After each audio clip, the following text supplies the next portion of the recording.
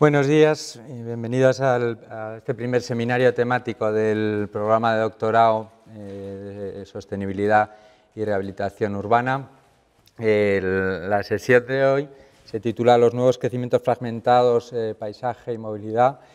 Y la razón es que vamos a tratar los dos aspectos y por eso estamos, en primer lugar, el profesor Luis Felipe Alonso Teixidor, que es ahora mismo profesor ad honorem del departamento, pero que ha sido profesor durante muchos años del departamento y que tiene una trayectoria muy relacionada con el tema y además una trayectoria muy volcada hacia lo profesional, hacia la ordenación del territorio, una aproximación desde lo morfológico, desde el paisaje, desde la acción, que yo creo que es muy interesante, ¿no? Por mi parte, yo soy Patxi Lamíquiz y soy, además de profesor del departamento, secretario del programa. Pues voy a presentar, voy a hacer un poco un panorama, ¿no?, de las líneas de investigación que en estos momentos, bueno, desde el año 2000, pues están en marcha en torno al tema de hoy. Mi presentación hará de marco y Luis Felipe va a desarrollar el tema más en profundidad. Calculamos como una media hora por presentación o quizás un poco más, ¿no?, en el caso de Luis Felipe, y luego tendremos todavía cuartos o algo así, o quizás media hora para la discusión, para las preguntas, que es lo que trata de generar este tipo de seminarios. Bien, la manera en la que voy a presentar el tema, ¿no?, comienza por un breve asomarse a algunos de los conceptos a los que han intentado, que han surgido cuando se ha tratado de definir esto que tiene tantos nombres, ¿no?, de la ciudad difusa. Vamos a hablar, yo voy a hablar de sprawl, pero hay muchas formas de denominarlo y un marco conceptual en ese sentido es importante. El marco está tomado de una de las referencias que voy a manejar, que es el libro de Antonio Font, La explosión de la ciudad, donde como un primer mapa o hoja de ruta para abordar el tema, pues es una recomendación que os hago, ¿no? A la hora de presentar el tema en el debate científico hay una serie de, bueno, hay alguien seminal, ¿no?, que es Jacobs, ¿no?, Jane Jacobs, y luego hay una serie de debates que se dan en Estados Unidos en los años 80 y en los años 90 que son importantes para entender, ¿no?, por dónde ha ido la investigación académica en este sentido. Otro hito importante es el tema qué ha pasado con el tema en Europa, ¿no? Y ahí tenemos, además del libro que he citado, hay un informe de la Agencia Europea de Medio Ambiente que se llama The Sprawl in Europe, the Ignored Challenge, que es muy importante para documentar la extensión del problema en Europa, ¿no? Pero básicamente, como os decía, lo que yo pretendía era hacer un listado de implicaciones del sprawl y a partir de ahí una serie de ejemplos de líneas de investigación en torno al sprawl que están siendo publicados ahora mismo. Y en ese sentido voy a utilizar directamente, sobre todo, artículos de revistas para tratar de ilustrar en qué términos se establece la investigación en torno al sprawl. Bien, en cuanto a las conceptualizaciones, el fenómeno de esta ciudad difusa pues ha dado lugar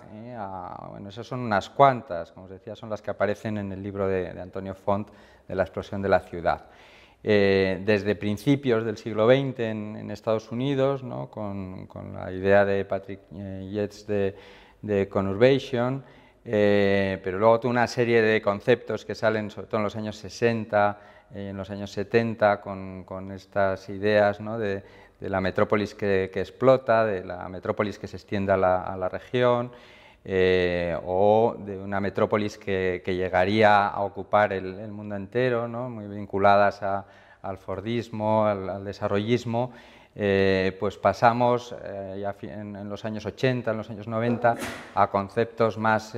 complejos, más relacionados con el paradigma ecológico, con las implicaciones, con las consecuencias que tiene el fenómeno, y conceptos como por ejemplo el de ciudad difusa, ¿no? de Indovina, o a mí me gusta mucho una de estas definiciones que hace Ramón López de Lucio, que es la desagregación, no está ahí, pero que es la desagregación espacial articulada, ¿no? Él describe lo que pasa en los bordes de la ciudad contemporánea con esa idea, ¿no? de que hay una desagregación por discontinuidad, ¿no? por falta de continuidad de los tejidos a nivel espacial, pero que está articulada, que está estructurada gracias a las redes, ¿no? Esas redes que con Soya, con Echevarría, con Castells, ¿no? Pues van perdiendo las redes físicas, las redes sobre todo viarias, ¿no? Van perdiendo fuerza a favor de las redes informacionales, de las redes virtuales, ¿no? Para entender la estructura urbana actual, que no solo está relacionada con el territorio geográfico, sino con la globalización, con las ciudades ya como nodos de esa globalización, ¿no? que es lo que nos cuenta Castells en su idea de megacity, ¿no? Bueno, pues son toda una serie de conceptos que, como os digo, solo los cito, los tenéis desarrollados en el libro de Font, si os interesa el tema, que permiten entender la variedad de facetas que tiene este nuevo tipo de ciudad y la dificultad de describirlas, ¿no? En el origen del fenómeno, ¿no? A mí me gusta hablar de este señor, que no es un urbanista, sino que es un industrial al final, ¿no? Este señor es Levitt, que tiene una portada en el Time, porque a partir de los años 40 es la persona, no podríamos decir que es el inventor, ¿no? Porque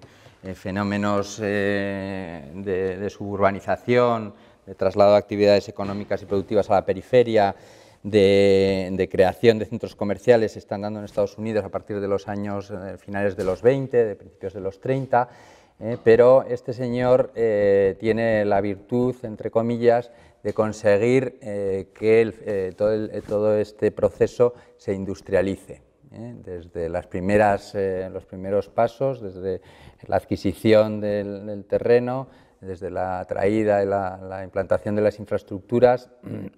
los trabajos de urbanización o luego ya la construcción de la edificación para dar lugar a espacios suburbanos de este tipo,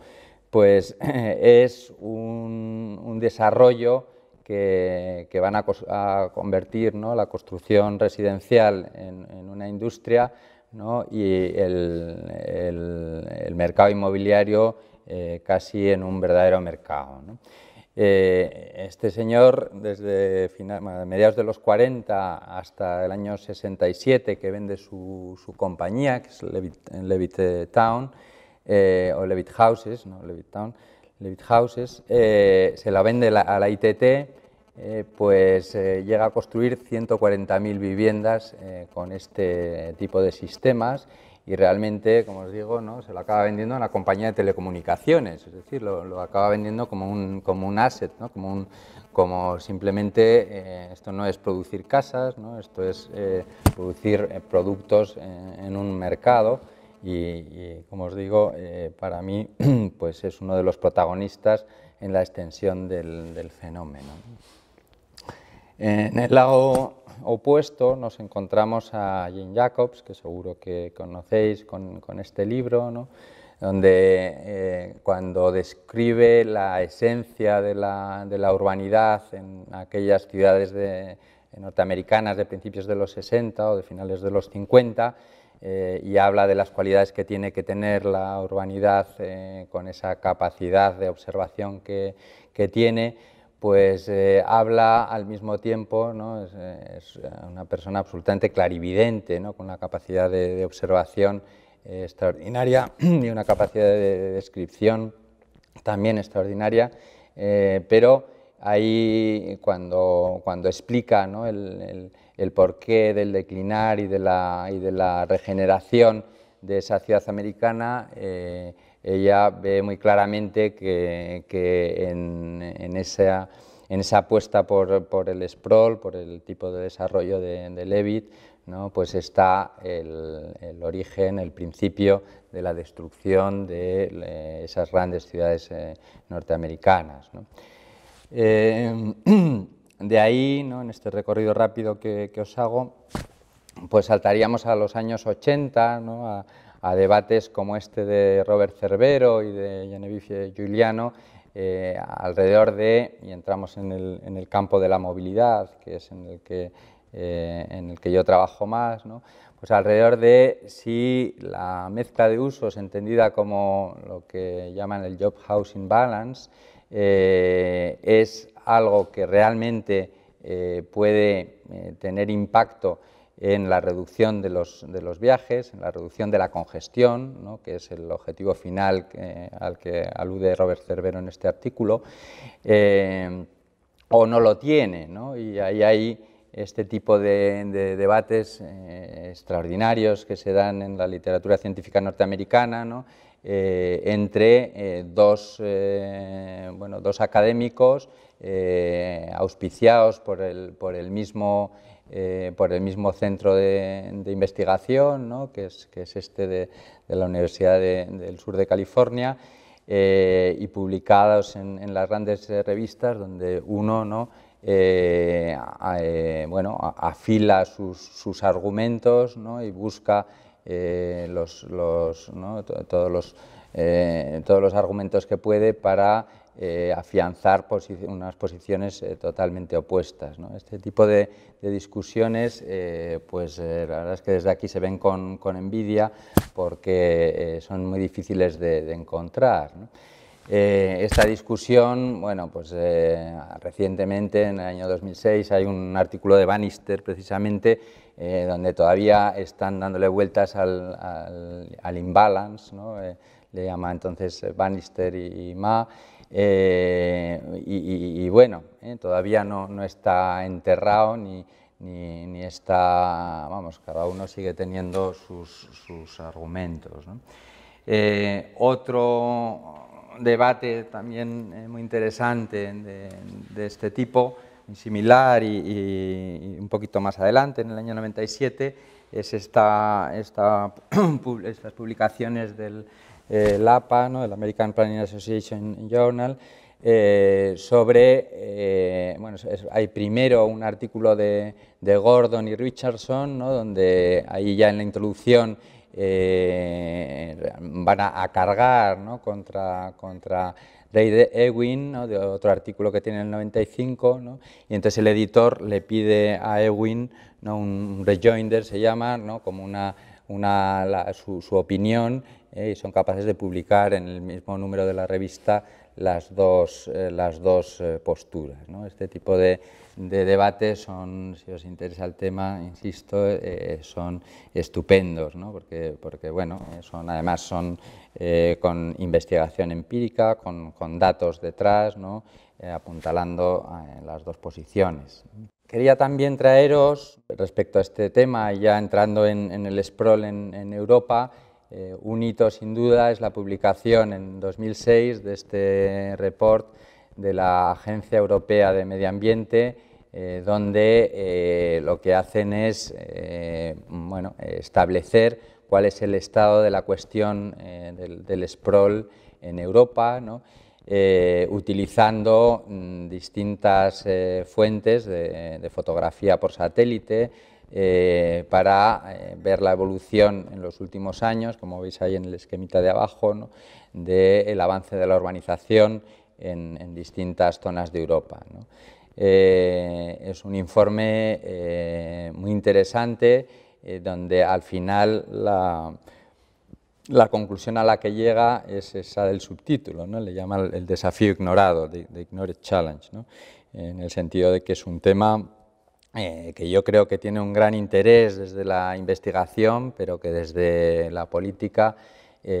pues realmente se ha hurtado, se ha quitado de la agenda en cuanto se ha podido, porque es un tema, por supuesto, complejo, ¿no? Bien, a mí quería dejaros un listado, no es tan rápido como pone ahí, porque es algo que hemos venido recogiendo, ¿no?, durante bastante tiempo con Pozueta, de los tipos de implicaciones que tiene el sprawl, y dividimos entre implicaciones de tipo socioeconómicas y las ligamos a la ciudad, ¿no?, y implicaciones de tipo ambiental, externalidades e implicaciones ambientales. Bueno, ¿no? Esto podrían ser en sí una serie de líneas de investigación, desde temas de seguridad vial, de calidad de vida y de salud, de equidad con las mujeres, con los niños y los ancianos, los económicamente más débiles, ¿no? Los temas de homogeneidad social o social deprivation, se llaman en la literatura anglosajona, ¿no?, de la getificación ligada a la anterior y la privación de oportunidades para las personas que no tienen acceso a este tipo de nuevos espacios en la periferia de la metrópolis, ¿no? Y finalmente, como arquitectos urbanistas, ¿no?, el tema de la muerte del espacio público y de su sustitución o la pretensión de sustitución por otro tipo de espacios privados, ¿no?, que no son para nada el espacio público de la ciudad tradicional, ¿no? En resumen, ¿no?, hay una serie de consecuencias desde lo que llamamos en transporte, bueno, en teoría de sistemas, ¿no?, externalidades, ¿no?, que hay autores que dicen que no hay que llamarles externalidades porque realmente son consecuencias directas del sistema, aunque los actores del sistema no los tengan en cuenta. Las cuestiones de calidad de vida, ¿no?, y de sobrecarga, de falta de equidad o de aumento de la desigualdad, y los impactos sobre la propia ciudad, como la hemos entendido hasta ahora, ¿no?, y con las connotaciones positivas que tenía esa ciudad que hemos defendido, ¿no? En cuanto a las ambientales, la contaminación atmosférica, el consumo energético, incluso las rupturas que introduce en la ciudad, en el territorio, la ocupación del suelo, la intrusión visual, ¿no?, este modelo de movilidad en el que estamos, ¿no?, o la cuestión del ruido, ¿no?, pues completarían ese listado de implicaciones del sprawl, que al final en realidad son las implicaciones del modelo urbano, y el modelo no solo del modelo urbano, sino también del modelo de movilidad basado en el automóvil privado. La congestión es un tema a debate, ¿no?, porque bueno, pues hay autores que piensan que no debe ser incluida como externalidad, porque al final es más bien una condición inherente al funcionamiento del sistema, incluso sirve para gestionarlo, para que se autorregule o se autogestione. Bueno, pues dicho eso, vamos a ver, ¿no?, algunas de las líneas. La primera sería esta del entendimiento de esta ciudad desde las herramientas de la investigación urbanística tradicionales, como son el análisis histórico, que en este caso se suele hacer a través de planos de ocupación de suelo, ¿no?, y el análisis de los usos del suelo, o el análisis del planeamiento del suelo clasificado, del suelo calificado, ¿no? Es un tipo de enfoque que encarna muy bien, o en el que es ejemplar, este libro que os citaba al principio, de la explosión de la ciudad, que es un empeño de un grupo de investigadores liderados por Antonio Font, de la Universidad Politécnica de Cataluña, antes del Fórum, con equipos de Francia, de Italia, de Portugal y de España, en el que también participan dos profesores de este departamento, que son Julio García Lanza y Ramón López de Lucio, en el que lo que hacen es cartografiar el desarrollo urbanístico de 13 metrópolis europeas, entre ellas Valencia, Madrid, Barcelona y luego la ciudad, ¿no?, transfronteriza de Bayona-San Sebastián, y ver su evolución desde el año 75 hasta el año 2003. Pues con una serie de una metodología, ¿no?, clásica en esta escuela, o en este departamento nuestro también, sería, que se encarna también muy bien el tipo de análisis que luego va a desarrollar el profesor Alonso Teixidor. Pues lo que hace es, a través de una serie de mapas temáticos, ¿no?, primero de esa evolución histórica en la ocupación del suelo, y luego un mapa de usos del suelo en el año 2000, y luego otro mapa más de la planificación urbana, cómo se clasifica el suelo, ¿no?, con los distintos planes urbanísticos que tiene cada ciudad. Pues con ese tipo de análisis obtiene unas conclusiones sobre cómo ha sido el desarrollo, bueno, con el dibujo, ¿no?, a través de la mapificación y a través del dibujo cuidadoso, de mapas realmente muy bonitos, muy bellos, que describen de una manera muy potente, ¿no?, muy visual, cuál ha sido esa evolución. Bueno, es una aproximación que a lo que llega es a hacer una serie de recomendaciones sobre cuáles pueden ser los instrumentos. Bueno, primero llega a hacer una tipología de estos crecimientos, y luego unas recomendaciones sobre las herramientas para gestionar ese desarrollo metropolitano, ese desarrollo espacial de estas ciudades, bueno, de las ciudades europeas en general, ¿no?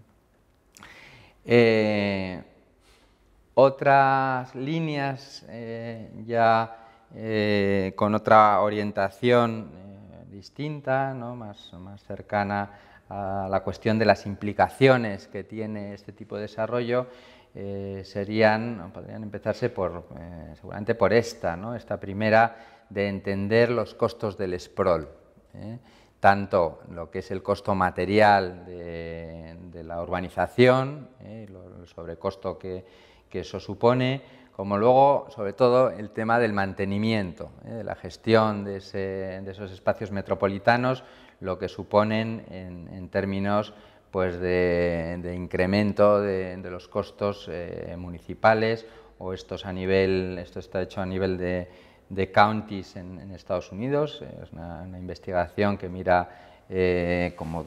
que eran como 283 metropolitan counties desde el año 82 al año 92 por todo Estados Unidos, y lo que hace es, pues, con un modelo multivariable, analizar cómo afecta, o si afecta más bien, variables urbanísticas que describen la compacidad, o sea, temas como la densidad, la mezcla de usos, ¿no?, el tipo de viario incluso, cómo eso está relacionado o no está relacionado con el costo o los gastos totales que tienen estas administraciones de los counties en términos de gastos financieros, o en términos de gastos de mantenimiento de viario, o gastos de mantenimiento de infraestructuras que no salen, pero que están ahí, ¿vale? Pues eso es un tipo de investigación que, por ejemplo, aquí pues no hay ejemplos que yo conozca. Hay un ejemplo de la Diputación Foral de Vizcaya, que lo que hizo es mirar, analizar el sprawl en el País Vasco, bueno, en Vizcaya en concreto, pero desde el punto de vista de los costos de implantación o de desarrollo, de urbanización, pero no tanto de estos costos de gestión. Bueno, pues es algo que, por ejemplo, podría llevar a plantearse hasta qué punto no habría que incrementar las tasas y los impuestos a este tipo de desarrollos frente a desarrollos más compactos, ¿no? Y eso es algo que está pendiente. Otra cuestión, ¿no?, que ahora mismo está en el debate es esto de los consumos energéticos, de la eficiencia energética o, por ejemplo, hay una tesis en desarrollo en el departamento sobre pobreza energética ligado a los costos de transporte. Bueno, pues es este tipo de investigación en Estados Unidos tiene siempre, ¿no?, estas formalizaciones o estos abordajes tan empíricos desde lo cuantitativo, ¿no?, desde el estudio de casos. Estos son una serie, bueno, este en concreto es sobre, no es Estados Unidos, es sobre, está publicado en una revista inglesa, pero es en Noruega. Son 8 áreas residenciales en la región de Oslo. Y bueno, pues por ejemplo, añade argumentos sobre el argumento conocido, ¿no?, de que los desarrollos unifamiliares suponen un sobrecosto tanto a nivel energético, tanto en el hogar como en el transporte. Pues aquí miran o analizan otras variables, como son, por ejemplo, el desplazamiento en tiempo de ocio, y eso no necesariamente está ligado, o sea, puede incrementarse en zonas más centrales, o el desplazamiento de larga distancia, que también se incrementa en zonas más centrales, ¿no?, o el aislamiento de la edificación, que ahora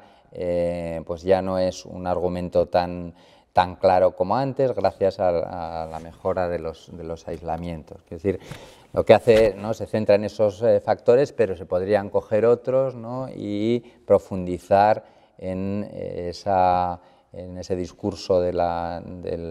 eficiencia energética o de la pobreza energética. Hay mucho que hacer, ¿no? Porque eso está ligado también con estos temas de la falta de equidad, y ahí hay, pues, bueno, pues cuestiones más evidentes, como por ejemplo la pérdida de autonomía que tienen sobre todo los mayores y los niños, ¿no?, en este tipo de desarrollos fragmentados en el territorio, pero también la cuestión que sigue ahí, ¿no?, y que va a seguir ahí, de la falta de equidad que supone este modelo de movilidad, que entiende, que asume que todo el mundo dispone de 2 vehículos, ¿no?, 1 o 2 vehículos, y que con eso satisface sus necesidades de movilidad, ¿no? Bueno, pues estudios como estos del el Center for Neighborhood Technology de Estados Unidos, lo que hacen es poner de manifiesto la diferencia que hay en costos de transporte dependiendo del nivel de renta que tenga la familia, de tal manera que las familias que, bueno, de ingresos de menos de $13.000, que estaríamos hablando, claro, dentro del umbral de la pobreza, pero llegan a tener un 42% de los gastos del presupuesto familiar dedicado a transporte en Estados Unidos.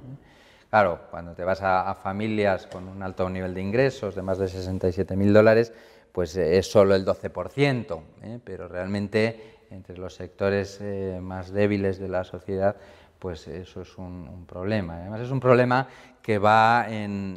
se va incrementando, porque tienen estos datos de que en los años 60 la media era en torno del 10% del presupuesto familiar, y en 2003 ya llegaba al 19%, casi al 20% del presupuesto familiar, de tal manera que se situaba como el segundo gasto para las familias directamente detrás de la vivienda. Yo he mirado un poco los datos, en España tenemos una encuesta de presupuestos familiares, y en España el problema no es tan serio porque estamos más en el entorno del 10% que del 20%, pero no deja de ser el tercer gasto en las familias españolas, el tema del transporte. Bueno, pues es otra aproximación que yo creo que es muy interesante, ¿no? Hay estudios como este proyecto en el que se ve en detalle ya cuánto gastan las familias que tienen 2 vehículos o tienen un vehículo y no usan el transporte público, o no tienen vehículo y sí usan el transporte público, ¿no? Y se ve cómo los porcentajes pues van disminuyendo muy considerablemente en función de que se use o no, por ejemplo, transporte público. Es decir, que el transporte público se convierte en una herramienta de esa igualdad de oportunidades, de esa equidad, en el sentido de que, claro, ese 9% de diferencia en el presupuesto familiar que se va al coche, pues no se va al ocio, o no se va a las vacaciones, o no se va a la cultura, no se va a otras facetas de la vida, ¿no?, que nos daría mucha más, o les daría mucho más calidad, ¿no? Bueno, pues yo creo que ahí, ¿no?,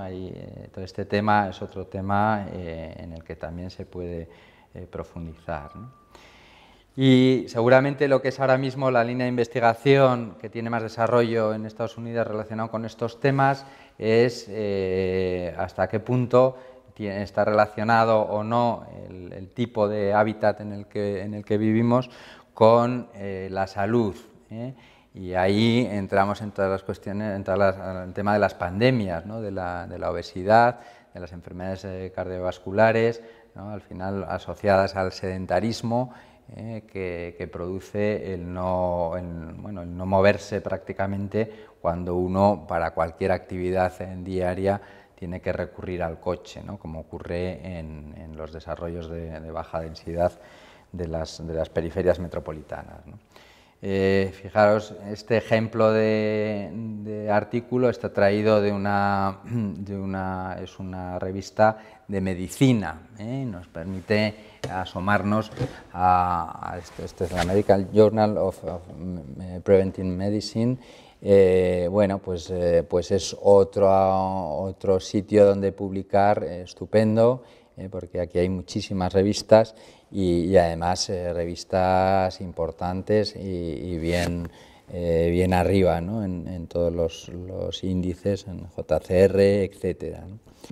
Sobre esto del sprawl también os quería mostrar este otro informe. Esto no es un artículo, es un informe del Transport Research Board sobre un tipo de trabajo recopilatorio, ¿no? Podría haber sido un artículo también recopilatorio, ¿no?, en el que se analizan más de 80 referencias empíricas sobre el tema, con esa forma, ¿no?, de tabla en la que se mira, que a nivel metodológico os puede servir en cualquier tema, ¿no?,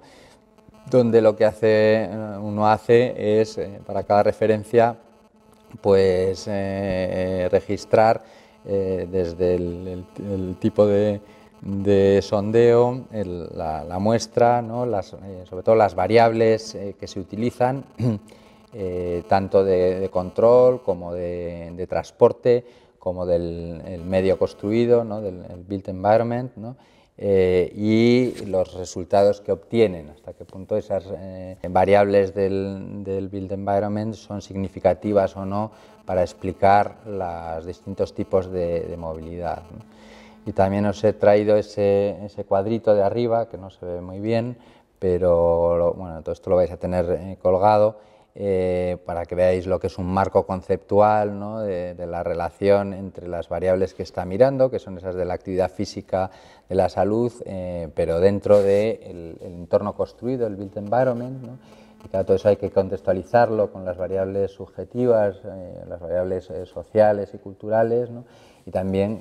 eso, con las variables individuales.